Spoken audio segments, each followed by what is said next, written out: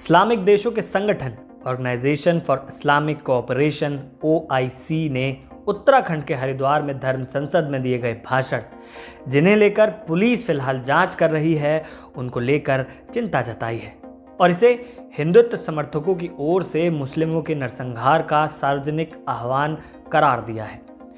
OIC ने हरिद्वार में हुई धर्म संसद, कर्नाटका में हिजाब विवाद और मुसलमानों के खिलाफ कथित नफरत को लेकर चिंता जताते हुए बयान जारी किया था। OIC के महासचिव की ओर से बयान में कहा गया था कि OIC के महासचिव ने भारत के हरिद्वार में हिंदुत्व के झंडाबरदारों की ओर से मुसलमानों के नरसंहार की अपील और सोशल मीडिया पर मुस्लिम महिलाओं के उत्पीड़न को लेकर चिंता जताई है। कर्नाटक में मुसलमान महिलाओं के हिजाब पहनने पर प्रतिबंध भी चिंताजनक है। OIC के महासचिव ने इन मामलों में अंतर्राष्ट्रीय समुदाय, खास करके संयुक्त राष्ट्र और मानवाधिकार परिषद से ज़रूरी कदम उठाने का आह्वान भी किया। इस पर विदेश मंत्रालय ने मंगलवार शाम इस्लामिक देशों के संगठन OIC के विवादित बयान पर अपनी आधिकारिक प्रतिक्रिया भी दे दी है। कड़े शब्दों वाले बयान में विदेश मंत्रालय की ओर से कहा गया कि भारत में विभिन्न मुद्दों पर विचार किया जाता है और संवैधानिक ढांचे और मैकेनिज्म के अंतर्गत सुलझाया जाता है। इसमें लोकतांत्रिक सिद्धांतों और नीतियों का पूरा ध्यान रखा जाता है।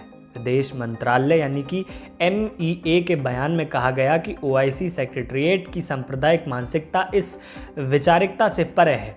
OIC का निहित स्वार्थों को पूरा करने के लिए भारत के खिलाफ कुप्रचार करने के लिए उपयोग किया जा रहा है।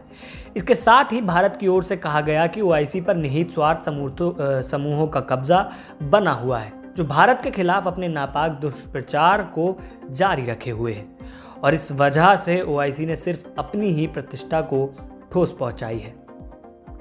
लेकिन इस मुद्दे पर हम भी अपनी राय रखना चाहते हैं, राय जो महत्वपूर्ण है, राय जो कहती है कि चाहे मुद्दा हिजाब का हो या घूंघट का, धर्म का हो या जाति का, लेकिन शिक्षा में बाधा नहीं आनी चाहिए।